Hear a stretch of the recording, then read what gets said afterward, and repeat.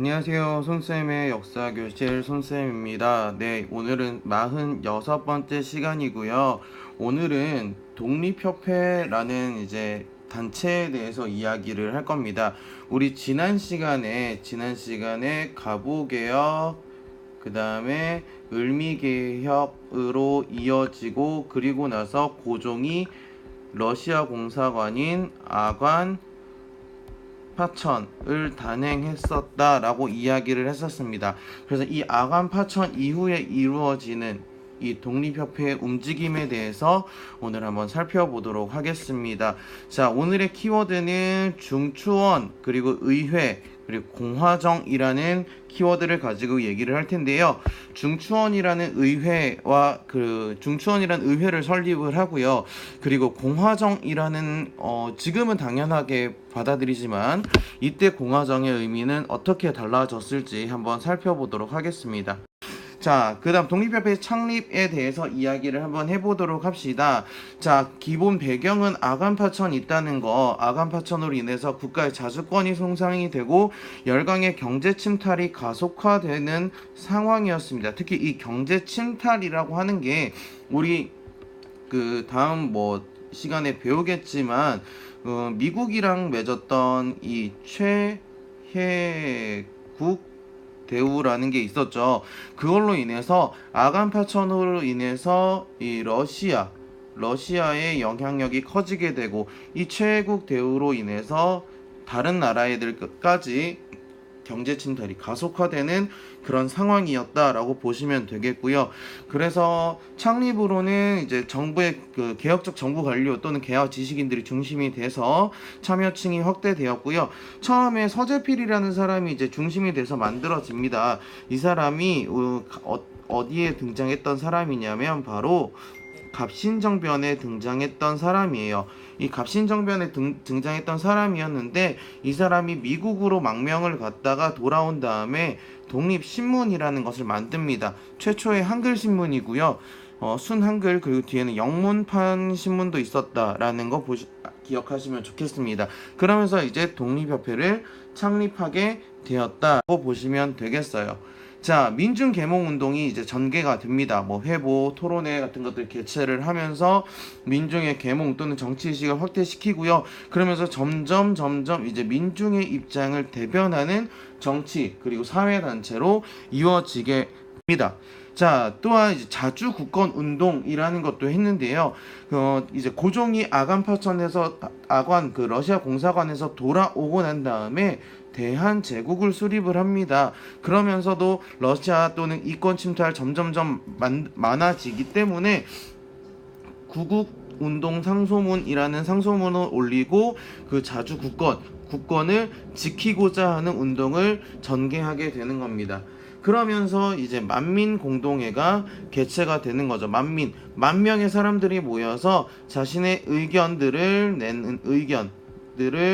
이제 자유롭게 내세우는 그런 만민공동회가 되겠습니다. 자, 러시아 내정 간섭 또는 이권 요구를 규탄하는 그런 상소 또는 그런 만민공동회 주장이 등장하게 되었다라고 보면 되겠습니다. 자, 민권, 백성의 권리, 그리고 국정을 개혁하자라고 하는 운동도 또한 전개가 되었는데요.